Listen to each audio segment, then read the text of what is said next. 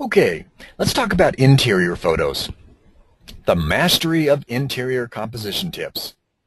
With so much writing on the value of a seller's home, agents and appraisers need to understand the value of a seller's home is not necessarily what it measures out to be, nor is it necessarily what it's compared to other homes of similar size and proximity.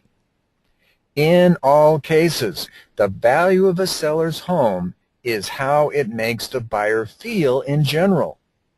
Have you ever noticed that you've been able to sell a home that is much smaller than a neighboring home mainly because of how it felt to the buyer? On the other end of the continuum, how about those homes that are much larger and nicer on the outside than the neighboring homes but don't seem to be able to sell? Why is that? Because the buyer can't envision themselves as living there. Let's see how we can promote professional business practices for both the real estate agent as well as appraiser when taking interior photos and what concepts need to be dealt with. Real estate agents need to be able to take photos such that they convey the highest and best value of living to the buyer.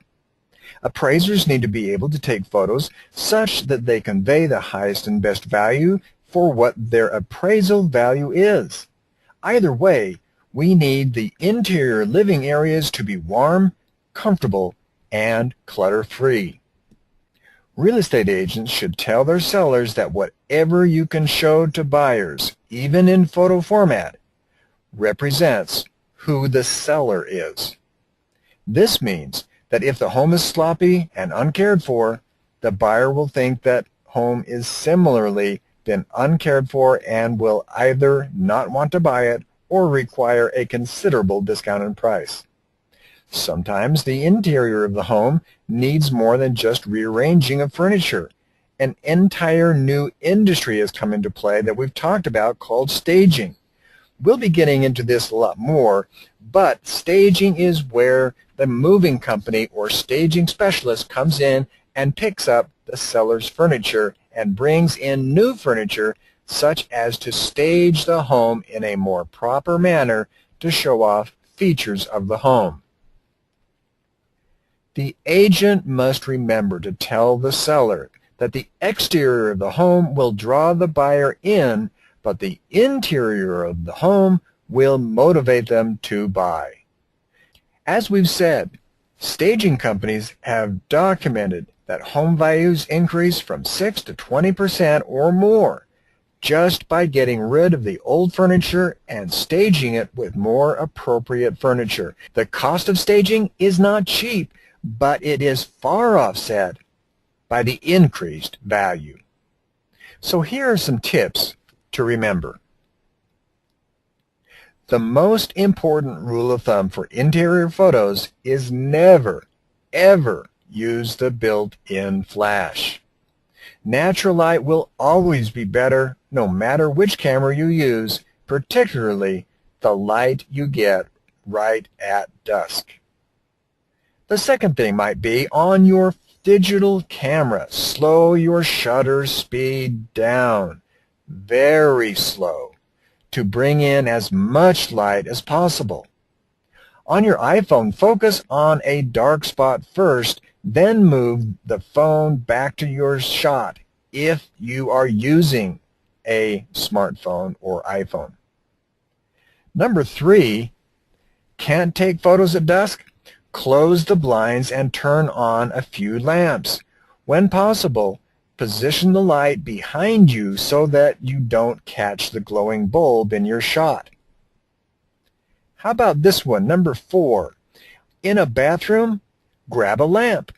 Take off its shade and put it in the bathtub so the light is slightly diffused through the shower curtain. Number 5. Climb up high and lay down low to see which turns out best.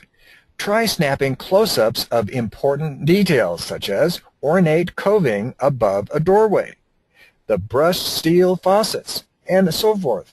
With backgrounds slightly out of focus, these shots can be fantastic. Number 6, tell a story. Photographs of walls and ceilings can certainly be pretty, but as we've mentioned before and will mention again, as a photographer, it is your job to tell a story with every shot. Even when it comes to interior photography, there should always be a purpose for taking the photograph.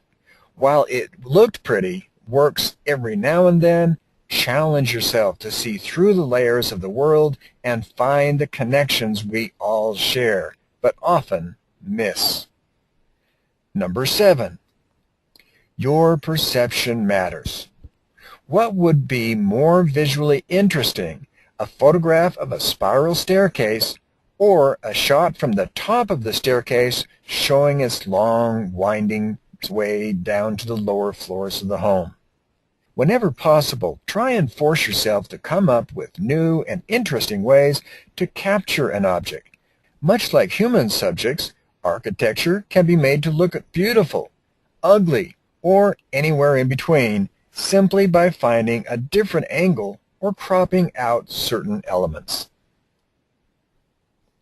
Real estate agents need to be able to take photos such that they convey the highest and best value of living to the buyer.